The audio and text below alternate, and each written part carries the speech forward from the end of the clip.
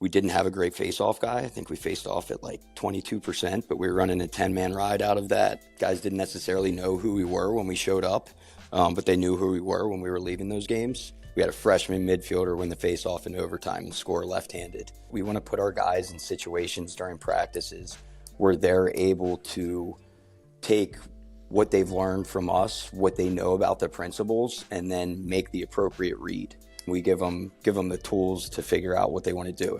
If he's going over the pick, you want to curl and really seal that guy off. If he's going under the pick, we'll flare to space and try to sit in the middle of that two-man game. We like our guys to be as dangerous as possible and always a threat on offense. Hey guys, welcome back to The Ride. It's your host, Zach Quezada. I very much appreciate you guys for tuning in and supporting the show over the last couple months. It's been a great time as I've had some really amazing guests come through the show. So today's guest was Zach Thomas, offensive coordinator and assistant coach over at Christopher Newport University. They are a perennial contender basically at the top of the Division III level, have been very, very close to winning the entire thing for the last few years. And our conversation definitely revolved around that when he and Mikey Thompson, who is the head coach at CNU, took over the program in middle, aughts. Essentially, they were a mid-level program, right? And so taking it from that level to a perennial contender was a lot of our discussion and how they really take the next step into winning the whole thing. A lot of the conversation as well surrounded how Zach watches film with his players and what he's looking at specifically in that film, principles-based offenses, how he kind of installs this offense over the course of a season and off season. So it was a really great discussion. Hopefully you enjoyed it. Hopefully you're finding value in these and enjoy the ride. Zach, appreciate you joining me today, man. I'll try to keep it to like a short 50-minute kind of hour session here. I know you got a lot going on. Hey, I messaged Jackson Deal before I got onto this call because we work together, actually. He's the offensive coordinator at the high school that we're working at. I said, hey, do you have any questions for Zach? Like, what should I hit him with right up front? And he didn't message me back. Man. Oh, man, that's unlike Jackson. He's always got some good questions, I feel like. Was he a good player when you had him there? He was a great player. I was able to coach him in high school. When he was a junior, nice. I coached his AMP team. So him and I have a great relationship. He was awesome to work with. He was a really coachable player, so super versatile. We had him at attack, had him at midi, ran some D midi. So he was a pleasure to coach for sure. I want to dive into that run you guys had when you and Mikey really got deep into building that program up into what it is today and all of that. But just staying here kind of at the start of the 2025 season, what are you guys looking forward to most? What's going on with this Hampden-Sydney game this weekend? It would have already happened, obviously, when this episode came out. But what are you guys really focusing on as the 2025 season gets set to start? So we have a lot of new faces. I think we graduated 12 guys altogether, and a lot of those guys played for pretty much 5 years. So we have a lot of new faces. I know the new faces are really excited. They see the opportunity to get on the field. So it's been a really fun preseason. The guys have been really coachable, really eager to learn, and just kind of a fresh flavor. So it's been exciting. How do you change that practice plan or kind of strategy long term when it comes to having an older team as opposed to having all these new guys where you might have to like start from ground zero, right, and install and all of that? So how do you look at that as a coach? Absolutely. That's a great question and something we ran into this weekend for sure. I think we've seen it the most, just our youth, we've seen the most in the rides and the clears, just like having to rep out those exact things in a game. You really can't replicate it unless you're scrimmaging. So we learned a lot this weekend doing that. We've spent a lot more time just making sure there's no stones unturned. We're not expecting that guys necessarily have like this crazy IQ. We're really just getting down to the nitty gritty and diving in. Before we dive into the how you guys built the program, when it comes to looking back on like 2024 and how you guys finished up, what did you kind of carry over to this season? Was there ways you kind of fell short where you said, hey, look, like we need to build this into the program a little bit more if we want to take that next step and really get to that championship? Absolutely. We learned a lot in the 24 season. I think we put a lot of pressure on ourselves. We were very outcome based, and we went into it knowing that's not necessarily the best way to go about things. However, we thought we had kind of the crew where we could tailor it so we could put a little bit more pressure on ourselves. And I think we learned in the long run that was a little too heavy on the guys and ourselves. So we're really just getting back to doing the little things and just taking it one day at a time and 1 minute at a time on the field. Yeah, does that come from like how you speak to the players over the course of the season? Does it change the way you practice?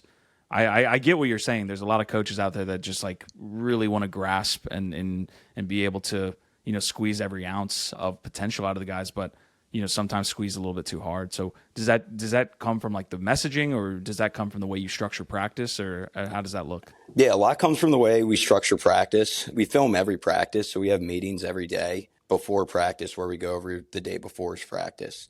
That's been really helpful for guys, just to correct mistakes right away. And it's great because it allows us to get out on the field and have a good time out there. We want that hour and a half, 2 hours to be the best part of our players' days.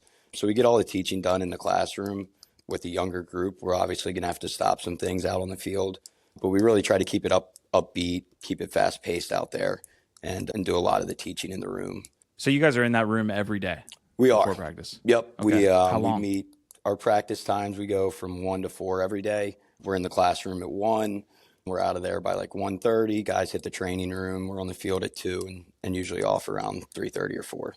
How much of that film work is, and I guess it bases on like the part of the season you're in, I'm guessing, but how much is it like honing in on the technique of the individual player as opposed to looking at kind of how the team looks in totality? So we use a platform called Score Break, which has been awesome. It allows us to have direct communication with our guys. I can basically look at a clip from practice and shoot it over as a text message. So that's where we do a lot of the personal development.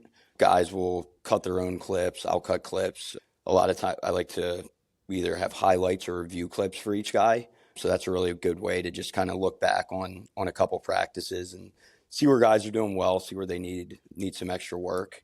And then when we're in the classroom, we really try to open it up to those team ideas and what we're trying to do in the 6-on-6 game or in the clear or the ride. Let's dive into how you guys built this program up. I don't want to spend too much time because I do want to kind of get nitty gritty and granular on kind of the teaching of the game and where you guys are at this year. But give the folks out there at home listening like kind of brief timeline of you guys taking over the program and how you did it. Yeah, absolutely. So I got here in 2013, the fall of 2013. Mikey was actually in Nicaragua with Lacrosse the Nations at the time. So he came back in the spring. So that was the spring of 14, and that's when we first coached together. We were assistant coaches under Coach Ballard for 2 years, and then 2016 he moved on, and Mikey took over as the head coach, and I took over as the full-time assistant. So I think 2016 is really when we started ramping up our recruiting. That was Jackson Deal's class. You had guys like Max Wayne, Dylan Rice, a lot of really good players in that class, and that's really when we turned up the recruiting.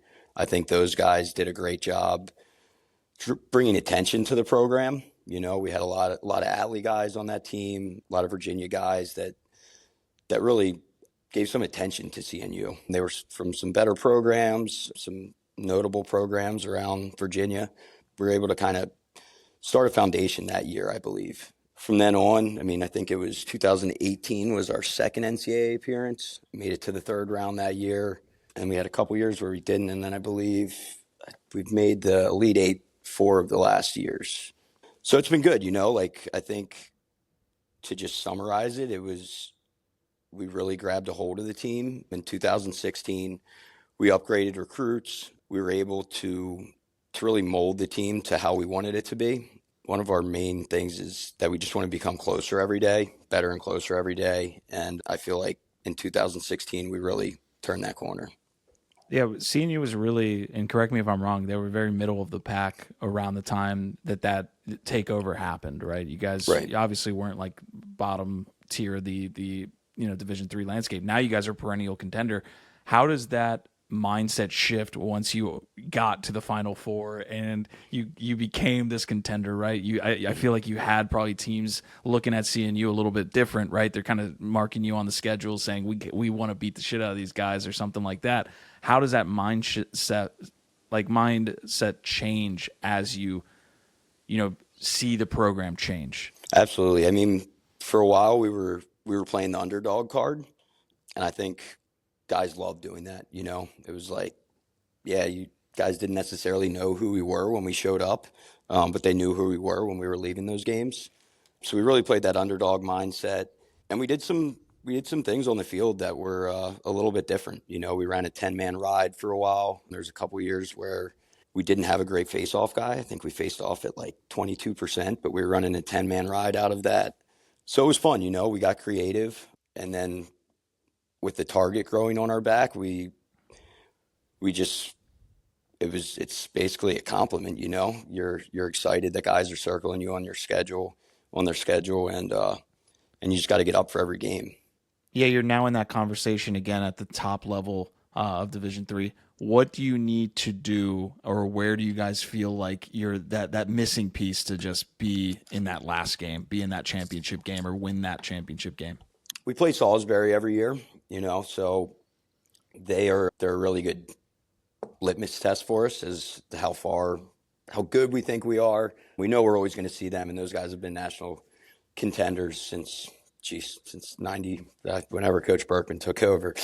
So I think the piece that we learned last year is we really need a cohesive team to go deep in May. And we were a cohesive team, but we need to build that earlier in the season. It's just there's so many things that go into it. You gotta have the talent, you gotta have some luck, and you gotta have a super tight team that really relies on each other and trusts each other. I was at that Salisbury game I believe it's 2 years ago now. In the first win you guys had against them, that was the first time I've seen that team. I mean, if you were there, it really felt like one, you guys got out on them early. We did. It felt like you jumped up, and it just felt like Salisbury, like not quit, but you could tell they were a little intimidated by the environment or just the way you guys played. I mean, you guys rode fantastically in that game. Tell me a little bit about that game, man. That was the first time I believe seeing you beat Salisbury, so it's a big monkey off the back moment for sure. That game was awesome. It actually was our second win against them, though. Crazy enough, in 2014, we beat Salisbury. It was my first year coaching. We had a freshman midfielder win the face-off in overtime and score left-handed. So that was pretty wild. Like a Costabile moment almost. Yeah, absolutely. A little shout out to Nick Kursky for that one. But no, back to the other game. It was great. It was probably the biggest game ever to go down in Jennings Family Stadium. The crowd was awesome. We started running a new offense that year. We call it Grease. It's basically a principle-based offense. That was the first time Salisbury had seen that from us. So I think that definitely helped us get the W. And we just had a great group of leaders on that team, guys that were just sick of losing to Salisbury. Max Wayne, Dylan Rice, those guys, those names ring a bell. They put guys on their back and really just willed that win. Awesome, man. I want to kind of jump into maybe like in between the lines now. I believe you were a nominee. Please correct me if I'm wrong. I'm such a poor host for not having this like right away. But you were a nominee for the assistant coach of the year in 2000.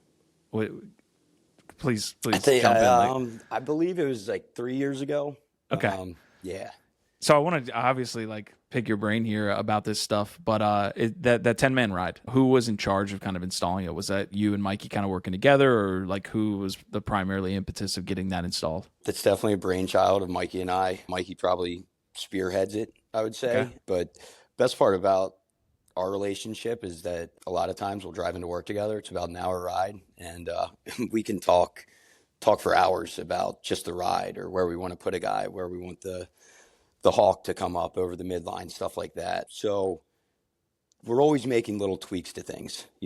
That's something that's really unique about us is we're gonna tweak things as much as possible. We want to keep things sturdy, but it's really important to just leave no stone unturned and really dive into that stuff. How is that car ride? How is that? Like, is it sometimes testy? Like, do I get a testy car ride when the game's not going so well or something like that? No, it never really gets too hot. I feel like it's a good time for us to kind of to decompress, and then we get a lot of good stuff done there. Yeah. Since he's had the children, his kids, we haven't been driving in too much together. He needs some quiet time as well. We also have two other coaches this year that are living down at the beach by us.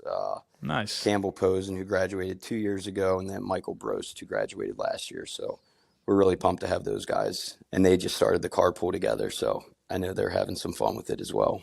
Love that, man. Yeah, I'm over near town center, Okay. so I'm kind of near you guys. But yeah, let's dive in, man, because the 10-man ride something that not everybody implements. Everyone hears about the 10-man ride. I feel like the amount of proficient coaches that can get that done and not just saying that they want to run it. Hmm. I would love like any kind of principles that you have when it comes to that 10-man. I know you also said it was based on you guys not having a great face-off percentage that year, so I think that's a really interesting way to get around that, right? Like if Right. we can somehow get the ball back, maybe we can turn that 22% or 25% into 33 or something like that, and then it looks a little bit better. Absolutely. That was our train of thought going into it. So our 10-man ride, it's a zone-based ride. We're not going to match feet. We're going to get guys to zones, and we really just want to funnel guys to our kill zones. We want to be able to execute those doubles in certain spots on the field, and it really starts with just trusting the guys behind you. It's elite communication, having to bump guys up, get into guys' hands. It's super important to get ball pressure with the goalie out of the cage. It's a big trust issue. If someone decides they don't want to go get that ball pressure, there's a chink in the armor and it falls apart. So it's really just getting the reps of it, trusting it, and feeling confident with the guys that are out there. Do you feel like it takes a couple games to get that set, or do you feel like it's just a commitment thing by the guys? Like if all the guys are committed, game one it looks okay. How does that work when it comes to the implementation? Because I know some coaches are going to do it, and then they're going to be like, "This doesn't work. I'm done with it." How does it Right. take a while to get that implemented? We always know there's going to be some growing pains going into it. You got to look at the plus minus. If a team gets an open netter, but you got 4 turnovers off of it, I think you're in the green there. However, you have to be really careful when you're running it as well. If it's a really important time of the game, momentum swinging back and forth. If you get scored on an open net, that's a pretty tough eat. So we try to run it. We don't, like I said, in 2016, we ran it all the time just because we didn't have a face-off guy. But we try to be pretty strategic in when we want to run it, and we do get a lot of reps in practice from it. We spend a lot of time in the film room, and we've even changed it up already this year. So we look at it pretty in depth. Is it always the close defender that is most athletic, that is that rover player that's coming off the attackman and being filled by the goalie? We mix it up. We want somebody. Last year we had Bubba, Ryan Young out there, and he was really rangy, really athletic. He was great at putting the ball down and getting it back up. In years past, we've had some guys that are just takeaway artists up there. Phoenix Hines did a great job at that. And this year we have a lot of speed up there. We got some guys that can really motor and cover some serious ground. So it kind of just depends on the guys around him. If you got some big rangy middies on the outside and you can get a speedy guy on the inside, we'll do that. We look at a lot of different combos. So a two-part question here. When do you have your keys on the guys understanding that full 10-man ride has been broke, and then what are they doing in that environment? So we have a call. We'll call, and it's usually on our goalie or from our box, but we'll make that call, and then guys will just get into the hole. A lot of times that's going to happen when another team has like a really athletic D midi that can just run through some checks, stuff like that. And now that we're getting into the season, we're able to scout those guys and kind of have an idea of what teams are going to be able to break it and how they're going to break it. So we try to be strategic about that as well. Yeah, we start practice here in the next week or two for high school, and for the last month, maybe even more, I've been doing a lot of technique-based stuff with my defenders. Nice. Kind of really breaking it down, taking the stick away, working on the footwork. I'm interested in your time frame when it comes to building technique for your offensive guys, as well as kind of just as you run into the first games, right? Kind of where you're sitting today. How do you look at building that stuff up over time? One thing that we have a huge free play culture here. Guys are always playing 3x, whether it's in between classes or they're getting a tournament going for the weekend, something like that. But we have a box facility as well. So guys are in there a lot, and we have found that guys, their skill sets have skyrocketed from doing that stuff. They're out there just figuring it out for themselves, not necessarily like muscle memory stuff, but we're finding a lot of guys are developing in that realm. And then in fall ball, obviously, we really try to dive in to position-specific stuff. We want the attackman being able to finish inside. We want our middies to be able to get downhill and move the ball. I would say we do a lot of our personal development on the field in the fall. That's where we spend a lot of the time. Once spring gets here, I think we had 3 weeks before our first scrimmage. So Gotcha. it's really important that we use that time to get that team stuff in. We do about 15 to 20 minutes of champ work in our practices a day, which goes into that personal development. A lot of stuff with just tennis balls, inside finishing, working on two-man games, how to read picks, both on and off ball, stuff like that. How much are you guys implementing picks into your offense when it comes to just the flow of the game? You also mentioned principles based. Love Jamie Monroe's teaching. I don't know if you got that from him, but take me through your kind of offensive schemes, man, and how much you potentially get into the pick game and how you look at the pick game, because it's such a big part. Yeah, the pick game's huge, and you mentioned Jamie Monroe. We work with him a lot.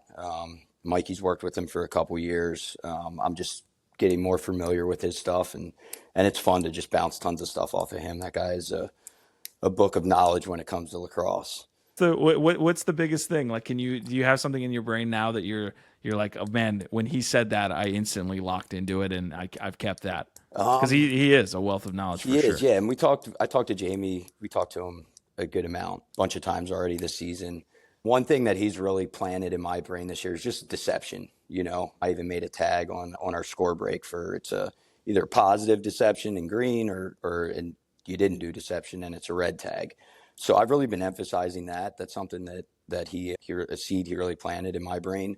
So we're really working on that stuff. That I would say deception is like the number one thing we're working with our offensive guys for personal development right now.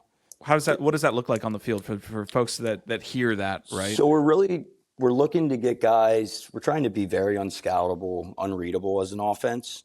So we're going to, we want guys to, if somebody's, just a prime example would be somebody making a cut, like somebody's going to go set a seal inside. We'd love for that guy to get his stick up and call for the ball, making it look like he's going to get a cut. That just adds another layer of deception. It gives the defense one more thing to think about. Another example would be just refusing a pick. We like our guys to, if they call for a pick, we like them to go away, refuse that pick, and then be able to come back to that pick. That's another form of deception that we use a lot. And then obviously in shooting and with our feeds and stuff like that. Yeah, the refusing the pick is so interesting to me, because I look at it from the defensive perspective, and you actually like lose sight of the guy for like a split second, and like that's a huge part of deception, is like not being able to see the guy. Absolutely. So I feel like we give you guys keys as defenders about, we kind of like disengage, we're about to go under, that's perfect time to refuse the pick. Absolutely. And we like our guys to be able to make those reads. One thing I would say, the offense when I first got here to CNU, we were very scripted. Get the ball here, go hard this way, draw the slide, move it through X, get it to the backside, stuff like that. We're really just, we're emphasizing reads. We want to put our guys in situations during practices where they're able to take what they've learned from us, what they know about the principles, and then make the appropriate read. One thing I like telling our guys, I brought them into the huddle on Saturday, and I was like, hey guys, like, it's early in the season, but we have a pretty good idea about how to beat a bunch of different defenses, So what's on you is to make the read and then figure out and execute what we need to do to beat what certain defense, So we really, like, back to the principle-based stuff, it's been huge. We've made a turn to that. I would say our 5 principles on offense, we have 5 principles. It's picking simultaneously on and off ball, possession, ball movement, AAA picks, back to the picks. AAA stands for always arrive alone. We really like guys to just make those picks as tough as they can. And when you say always arrive alone, you're meaning they want to set like sudden picks, or you don't want to have that guy on your back, is what you're talking about? Correct. Where they can support it? Correct. We want the guy guarding the picker to have to navigate guarding his man and then navigate if he's going to be able to switch or not. So it just adds more layers to it, more things they have to think about. And then the other 2 were spacing and possession for the principles. So the 5 principles are possession, ball movement, AAA picks, spacing, and reads. Those are things we really stress on the guys, and we try to put deception in all those. Are you teaching this in an environment where you're 6-on-6, like a full 6-on-6? Or are you trying to break these down in 3-on-3 environments or smaller sided games and then implementing it big? How do you look at installing deception in Absolutely. these 5 principles? We basically start it with like a one-on-one plus a feeder. We want guys to be able to read whether their defender is going. It's like one-on-one plus a picker. So it'd basically be the guy cutting, the guy defending him, and then a picker, and then a feeder. And we want the guy cutting looking for the ball to make reads, whether his guy's going over that pick, under that pick. And we give them the tools to figure out what they want to do. If he's going over the pick, you want to curl and really seal that guy off. If he's going under the pick, we'll flare to space and try to sit in the middle of that two-man game. I know reads are a kind of a broad concept, but I'd love to kind of get granular on it. Like, what are you teaching within those reads? When it comes to your principles, how are you teaching guys to kind of read certain ways the defense is playing you guys? We're reading those pick coverages. That's huge. What I just like, if they're going over the pick, under the pick, if they're going to switch the pick, a lot of times teams will double picks in certain spots. So we'll go over that stuff, and just a lot with the reads has to do with, do we need an outlet? Do we need an outlet to throw forward, or can that person be dangerous and go set a seal? And the other reads just come down to, if we have an advantage, let's say we had a midfielder beat a short stick, the next read is, where's the slide coming from? Can I manipulate that slide? Can I make it come a little bit slower? Can I beat my man to a different spot and make that slide longer? Those are the reads we're trying to get the guys to make.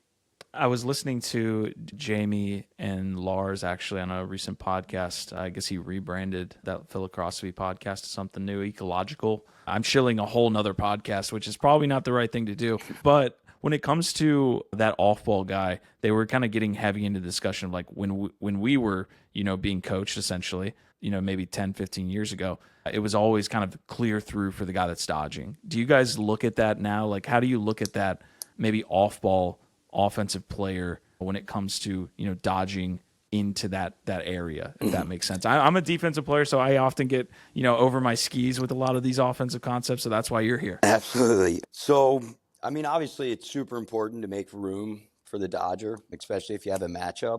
I'm not a fan of guys cutting through and making space and putting their head down and just getting through to make space. I think they become kind of obsolete and not a threat to score. They're just kind of jamming up space.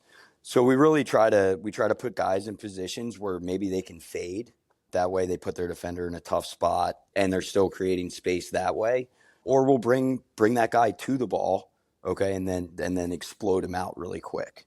Obviously, there's always going to be a time for getting through.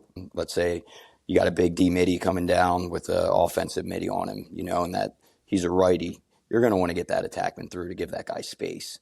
So there's always times for it, but we like our guys to be as dangerous as possible and always a threat on offense. We're kind of brushing up right against it, but one of the other principles you mentioned was spacing. So from a principles perspective, what are you kind of getting to your guys, just as far as what they should understand about that? Again, we just kind of touched on it, but going a little bit further, like what's important about spacing that you're verbalizing to your guys? Spacing, it really starts in transition. If we're gonna have some D middies come down early, we like our guys to move around before that ball gets there. It kind of goes back to that always arrive alone concept. We don't want our guys, defenders, to just know where they are. If they look at them and they look at the ball, we want our guys to be somewhere else. And in doing that, you have to be smart and have elite comms in order to keep the right spacing. So one of our main waves of offense is grease, where we have a 3-man side, a 2-man side, and then a guy at X. We really harp on what kind of space, like if a team is auto sliding, we're going to need to move the ball more. So those outlets will need to be there. If a team is slower to slide, maybe we give the Dodger a little bit more space, put our guys closer to GLE, let them work up top a little bit more. And then it's just balancing the field and switching the field a lot. A lot of teams there's a lot of great defenses, and getting if you get them to slide once or twice, they're still buttoned up. So switching the fields a lot and having the right spacing to be able to switch fields is important. A lot of times we like to run a two-man action and then flip fields. And if that other side is late on an action and isn't able to get out to support the ball, we could find ourselves in some trouble there. Yeah, in that grease formation, I guess if you want to call it, that's probably the wrong term, but in that grease kind of concept, are the guys on the 2 side the ones that are initiating the offense, or is it coming from X, or is it the guy on the 3 side? Like, how do you look at who's initiating versus the off ball in that cluster of 3, 2, and 1? So we'll initiate from everywhere. We found initiating top center in that formation is tough. Defenses can really pack it in. So we like to go from all over the field, get it to those low wings, stuff like that. So we'll go from everywhere. There's no particular spot. We like to find those matchups, and while you're running picks on ball and off ball simultaneously, a lot of times you're going to get matchup changes, and that's when we'll try to pick on those different matchup changes if we get them. Maybe we'll get into like more of a downhill dodge if we're able to get a matchup change. Are you looking to go right off that pick happening if you do have the matchup? Say the attackman does get that D-midi to switch or something like that. Are you going like in that split second, or are you trying to set up a whole new action based on having that new matchup? I would say depending on where that matchup change, like where it happens and in what kind of, if we have the defense spinning and that matchup change happens, we like to go right away. Let's say defense slid and then you had the shorty recover to an attackman. If it's a play like that, we'll get a little bit more set up usually. If the defense is still matched up, we'll be a little slower and more deliberate about that. But if they're spinning, we'll like to go right away. Yeah, if there are questions, Zach, that I'm not asking that are privy to this conversation, please just like get out there. Honestly, I've had I think 10 podcast episodes in total here. 7 of them have been defensive guys. So Gotcha. again, No, you're asking all the great questions. How is that? How have you looked at the offensive side of the game over time? Right, like I find that super interesting that the game kind of like without us kind of perceiving it that year. You see this massive shift from like when we were in high school getting taught to now. I'm interested in that, and also kind of pairing this question with where you like to dodge on the certain type of field. I know you said you guys dodge from everywhere. That's definitely the right way to go about it. But again, in that first question, we see a lot more wing dodges today than we saw back in the day. I'm super interested on your thoughts on both of those questions. Absolutely. I mean, it's to the wing dodges. We love the wing dodges just because of the feeding angles. We find that when you're attacking from up top all the time, those top down feeds get pretty tough. And teams are pretty buttoned up with their slide packages when you're doing that. So we find when you're going from those wings, you can almost bait those slides. We don't necessarily like our guys to just blow by their guy into the next slide. We like to make that read hard for the sliders. It's like maybe you get strapped up with a shorty and you're kind of slowly backing that guy in with your eye on the slider, just trying to get them to create offense by coming to you. I'm sorry, what was that first question again? The first question, kind of how the offense has changed over time, right, since the time we were there. It's crazy. I mean, I grew up in Baltimore and played at St. Paul's in high school, and we played a very slowed down offense. Every 5-on-4, that ball was going through X. We had a cutter. It was very scripted. It worked for us, but then I got to Roanoke and we played a much faster game. I think we ran out of an invert and a 2-2-2. That was it. Everything else was transition. And I really, really enjoyed playing in that sort of system. And I feel like now there's definitely a box element involved in offenses. The two-man game is just so important, whether it's on or off ball. And a part of the game that I have really enjoyed coaching these last couple of years is just the sub game, being able to make advantages off of that. We see teams like Tufts and RIT who are just phenomenal at that. They have a lot of guys with like hockey backgrounds and stuff like that really fit well to those skill sets. So knowing that we're going to see those guys every year, we wanted to get good at that stuff. And I don't think I think we've really committed to it. I don't think we're where we want to be yet, but I know we're going to keep going in that direction. What are some subtle ways that those teams, the Tufts and the RATs, that they're creating advantages with the sub game? So those guys, they'll let Tufts has tons of poles that can handle the ball. Those guys will stay on and play. They'll have some poles staying later in possessions and then trapping offensive mids and then going to set a pick, trying to get an offensive mid in a two-man game that he may not be very comfortable in. They also are really good at just like having those poles or those D middies kind of shuttle back and forth from the midline. You got guys that'll get about 5 yards away, and if that offensive midi on him is 5 yards away, he's going that midline regardless, and then they'll turn around and burn.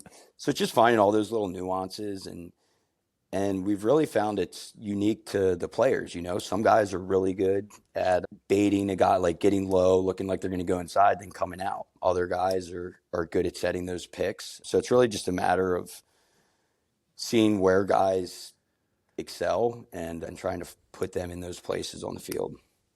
The fast breaks that are, or I guess the slow breaks that are created off of that like action near the midline, right? Mm-hmm. That you just mentioned, where he run, attackman runs off, or the O mid runs off, and then our guy stays and has that advantage. That is like very easy to conceptualize, right? The other stuff that I'm interested in is like the actions that are run when it like Virginia would always do that down pick, right? They Right. throw it to the attackman and then down pick. Are you guys like looking at it in that type of way too? Do you have any of those actions? I'm interested in that. Absolutely. Yeah. We have we call all our D mids, long poles, and face off guys. They're the rope unit. So the rope unit has a menu every game. They have different calls. I'm not going to put the calls on here right now, but Sure. they have the option to set a pick for an attackman. They can set a big downhill pick for a midi that just subbed on. If it's a face off guy, sometimes we like to just take them if the other face off guy's locked up, and we'll play 5-on-5. So you have calls for all three of those scenarios? We do, yes. Okay, keep going. And then if we're playing a team that loves to run zone, we'll try to trap some of those offensive guys on and hope that they marry up to our D mids, and that way we'll just take them out of the play and we'll play 5-on-5 because there's not too many teams that work on their 5-man zone. So we just try to be really strategic about that stuff. Having a pretty veteran rope unit helps that. Our face-off guy is a senior. He's done a great job with it, and we've been doing it for 3 years now. So those older guys are able to teach those younger guys the nuances of it, and it's a really exciting part of the game. Those goals can bring some serious momentum, and it's fun. We enjoy doing it. Yeah, I definitely think you can create a lot of advantages doing that in high school. Like I think colleges, you guys are a little bit more buttoned up with how much time you have to practice these different scenarios. But if you're listening at home and you can figure out ways to get your guys involved from on that rope unit into the offense, man, that's a way you can sneak a couple goals a game or something like that. Absolutely. Any last things on like how the game has changed? Because I'll tell you one other thing, Zach, that you haven't really had to get involved in because you're at the college level and you guys have been on the shot clock for so long. We actually scrimmaged a team up on Long Island, or a couple teams, a couple years ago, and my God, dude, that was such a terrible experience. No shot clock. You have to touch it in the box. Like I felt like I was coaching on the moon or something like that. Absolutely. You know what I mean? Yeah, it's just a whole different game. Absolutely. That takes me back to like the days of the horn, when you'd be able to get a riding attack on. I feel so bad for our parents having to watch that game. Absolutely. It's crazy. We actually went up to Kane College, and there was a high school game playing before us, and it went into overtime. And I think there were 6 timeouts altogether in that overtime. I mean, anytime the ball went out of bounds, they called timeout. So I think our game actually got started like 45 minutes late because we were on the same field. So I definitely feel your pain there. I think the shot clock era is awesome. Like I said, at Roanoke, we played super fast pace, and I love it. It's definitely my cup of tea.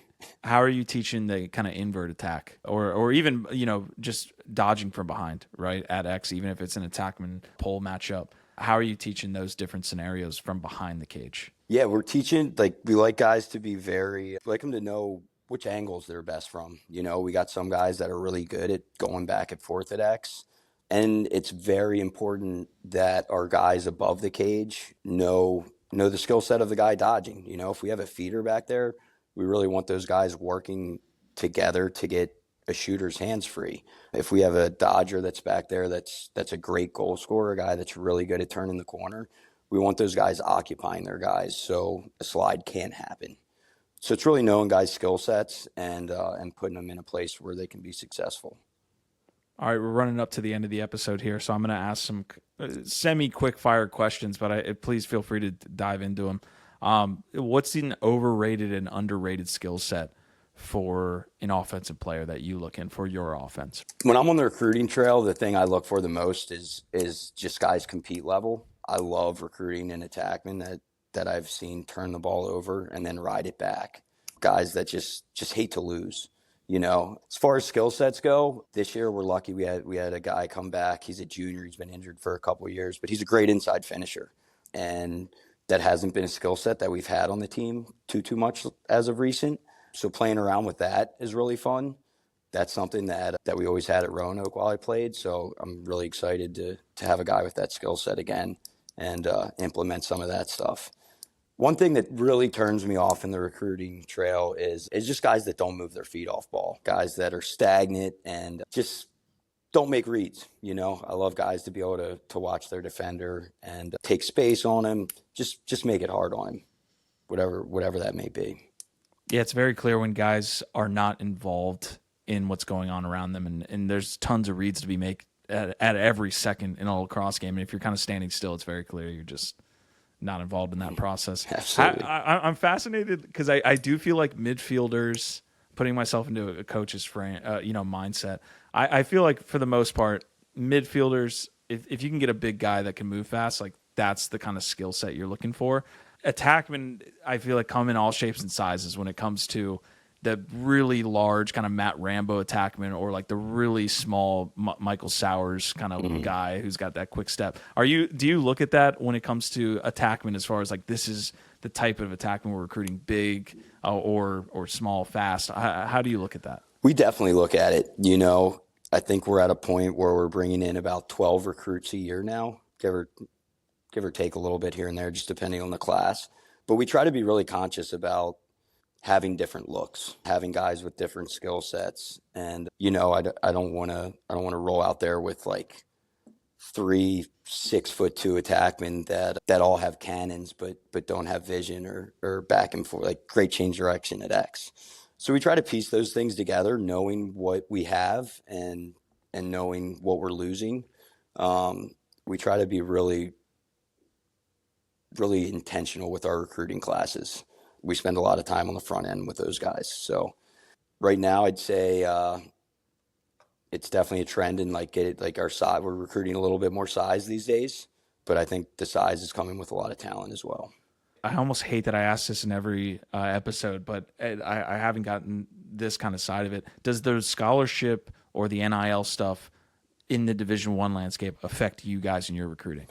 I don't think it has a huge impact on us. Obviously, when we recruit a lot of guys that could probably go middle of the pack D1, and so if they go make visits up there and they come down, or go make visits there and then come and visit us, we've seen it a little bit with NIL, but it doesn't really affect our landscape. I think Division III is just a great landscape where like kids can just come to compete and not worry about all that outside noise. It's a really great point. It's almost immune to some of the stuff that's happening at that other level. All right, so the overtime questions are favorite drill and why. So we'll start with that question. What's your favorite drill and why? As of right now, my favorite drill is going to be a 5-on-5 keep away drill to the goal. So you got 5 lines of O, 5 lines of D, put them all in at X, or all in at the end line. And the constraints are that the offense has to get 3 passes and then they can go to the goal. But if the defense overplays, they can, and if the offense gets 3 passes and scores, that's 2 points. If the offense just scores off of no passes because the defense presses out too much, that's just 1 point. When you say presses out, you mean the on-ball guy? Yeah, like if everyone just like locks up on their men and we find a matchup and just go to the cage and they don't have any help, that'll just be a 1 point goal. Whereas if they were able to complete the 3 passes, it would be a 2 point goal. And then if they defense gets the ball out of the box, or if they execute a double, that would be 2 points. So that we ran that drill yesterday. We ran it a few times, and it's super competitive. We're able to get a lot out of it. You're able to get the on ball, off ball picks in there, just like the compete level. Guys have got to work together. Elite comms, setting picks on and off ball. And yesterday when we ran it, going into it, I thought the defense was going to take it to us, and the offense did a really good job. We kind of took it to them. I think the drill ended up, I think we won 17-15. So right now that's my favorite, and we're definitely going to be running that again today. So with the constraints of that drill, you're basically, the way you guys are explaining is like the defense doesn't want them to get those 3 passes, correct? Correct. So they're going out adjacents and they're pressing a little bit more, but not so much where they don't have a slide ready. Right. So we used to, that constraint was new yesterday. We used to run it where they just had to get the 3 passes, and we found that the D was really able to just press out and make that really, really tough. When you got 5 guys in a limited area like that, it was tough. So when we added that new constraint that the O could go to the goal if they were overplayed, that made the drill a lot better. Okay. Last question I have here is going to be related to like an overtime scenario. So maybe we're in overtime, that we called our only timeout. We're not calling 4 timeouts and holding up the game behind us, but we called our only timeout. Maybe it's tied. There's a minute left. What are you telling your guys, and what potential action, not to give away too much, but what type of like general action are you looking for in that to win? We're definitely going to go with something. We're not going to pull a rabbit out of the hat and run a totally new play. Because we're principle based, there's a lot of stuff that guys just have in their arsenal, whether it be a seal slip or something like that. But we'll definitely call that play depending on what the defense, let's say that they're just sliding crease and they've been sliding pretty early. We'll probably try to change that slide at least once or twice, and then try to change a matchup, and then probably give it to that matchup in space with some backside cuts. Fantastic. I think you're scoring on that one, Zach. I appreciate it. I hope so. All right, man. I know you're busy. You guys have that upcoming game this weekend. Good luck, man. Thank you, man. Appreciate it. It was I appreciate you. Pleasure being on here for sure. We'll have to do it again, man. Maybe if I can get you mid-season, Absolutely. I'd love to have you back. Awesome. That sounds great. Good luck with the start of your season.